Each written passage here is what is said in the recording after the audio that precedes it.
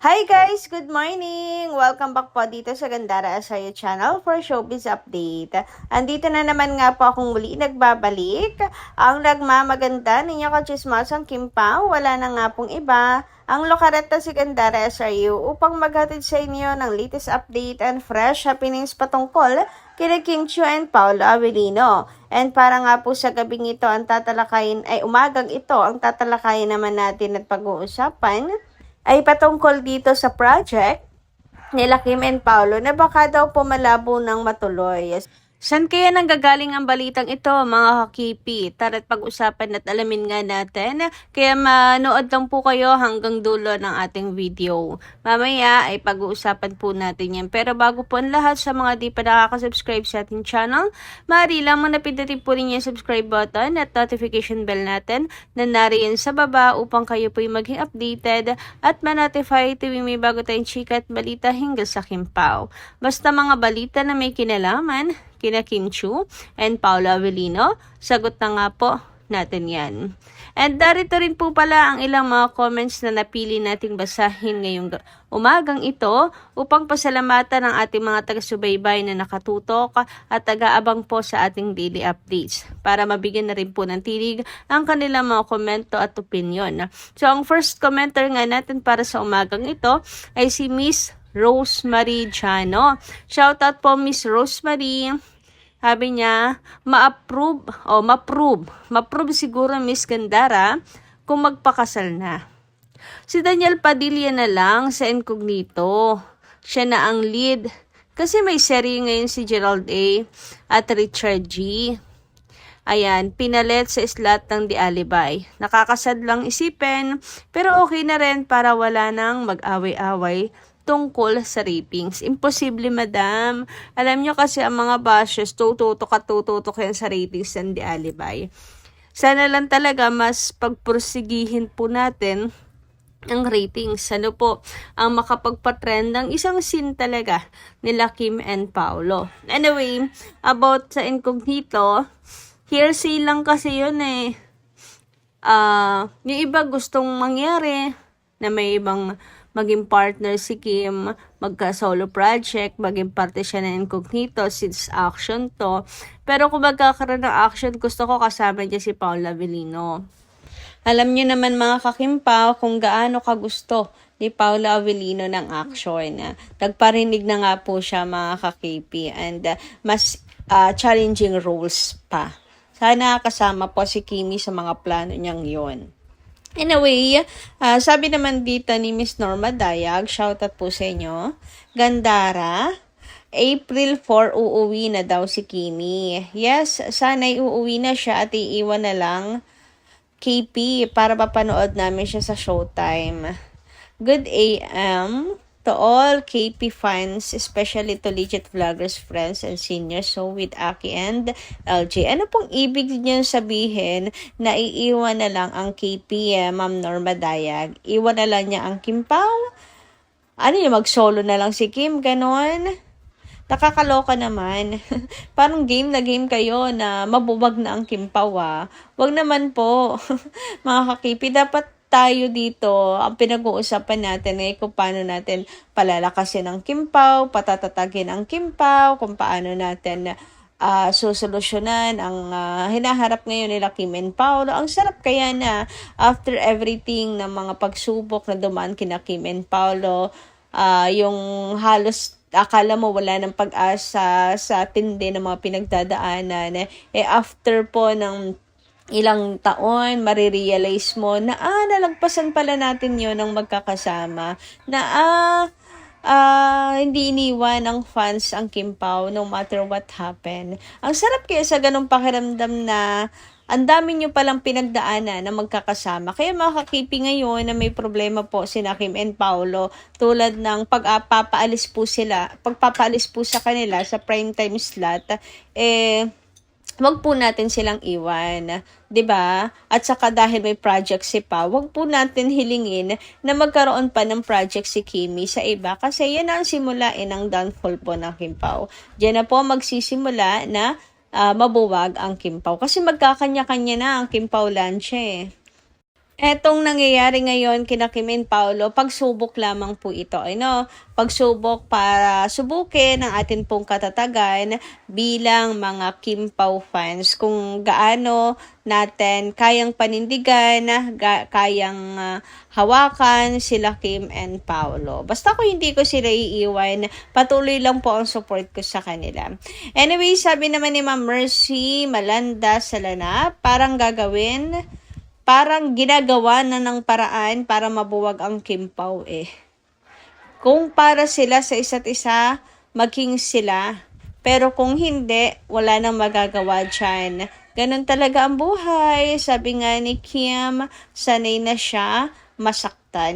Hindi naman po porket sanay na masaktan, gusto niyang masaktan, di ba? Ma'am Mercy Malanda Salanap. Pero, wala naman pong sinasabi sina Kim and Paolo pa hinggil sa kanilang relationships, 'di ba? Kaya may pag-asa pa mga ka-KP. Hindi naman nila kinu-close ang door na hanggang friends lang sila mga ka-KP. And about naman sa parang ginagawa na ng paraan na mabuwag na ang Kim Pao. Ang dami pong naaamoy yan ngayon. Ewan ko ba, siguro sa mga sunod-sunod na pangyayari. Una, si Paolo Avellino may ibang project or may solo project na ginagawa. Well, pending lang naman to at hindi naman ibig sabihin na iiwan ng Kim Pao. Pero the mere fact na may iba siyang ginagawang project ngayon, nawawala po ang focus sa Kim Pao. Tapos ang The Alibay pa inurong na para bang walang kwenta na ang The Alibay.